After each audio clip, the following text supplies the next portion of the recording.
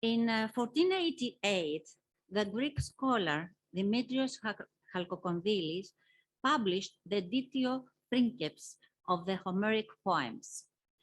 His editorial endeavors were followed already in the early 15th century by several others in many West European cities, publishing works by ancient Greek authors, especially philosophical or literary texts from Plato and Aristotle to historians and tragedians.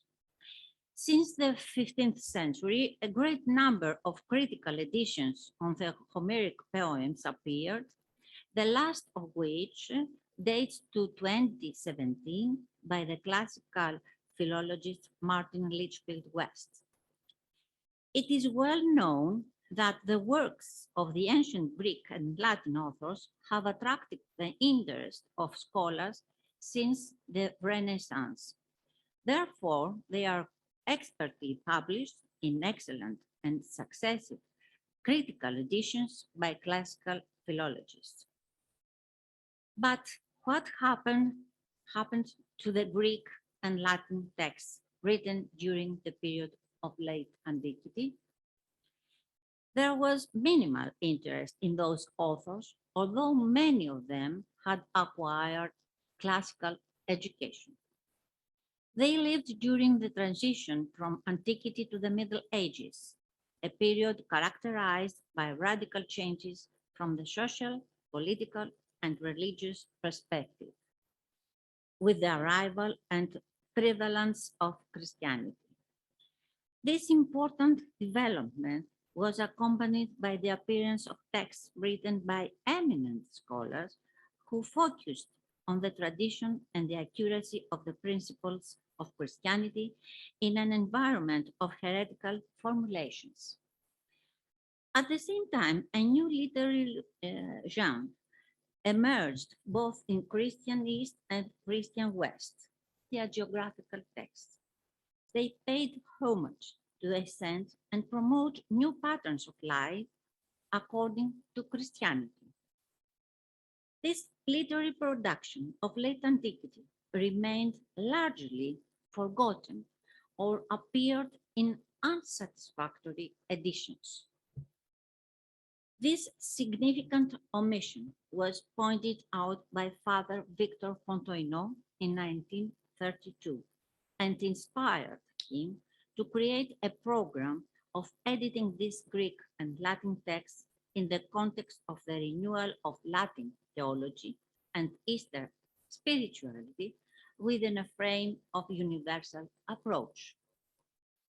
This ambitious project ran into, as such projects usually do, funding, or rather lack of it. However, two enlightened fathers, Henri de Lubac in Lyon and Jean Danielou in Paris, fulfilled the vision of Father Victor Fontoinot in 1942 during the resistance to the Nazi occupation. They then founded in Lyon the series Sus Chrétiennes, which would present the texts of the Greek and Latin Church Fathers in rigorously scientific edition, accompanied by translation and notes. In 1943, Father Jean Danielou published the first volume of the Sus Chrétiennes, choosing for it the work of Saint Gregory of Nyssa, in the life of Moses, or about perfection by virtue. It is one of the most important works written towards the end of the Cappadocian Father's life and contains the treasures of his wisdom and experience that he gained within church. It was a special homage to the Greek letters, as a work written in Greek was chosen to inaugurate the Sus Chrétiennes series. The continuation of the story is known. The Sus Chrétiennes upgraded the importance of the Greek and Latin texts and brought into stark light the authors of late antiquity, whose works constituted until then the final, more distant or weaker part of classical texts. I think that there is not a single scholar studying Byzantine history who has not consulted one of the works of the Source Chrétiennes. The series is celebrating its 80th anniversary this year, which is being performed here in Athens with the presence of distinguished colleagues in the friendly space of the National Hellenic Research Foundation. I would like to express my gratitude to the current director of the Source Chrétiennes, Guillaume Maudy, who gladly accepted the 80th birthday of the series to be celebrated in Athens. Ladies and gentlemen, it was a happy moment to collaborate with Dr. Anna Labadaridis. Without Anna, believe me, this scientific meeting would not have taken place. Thank you very much.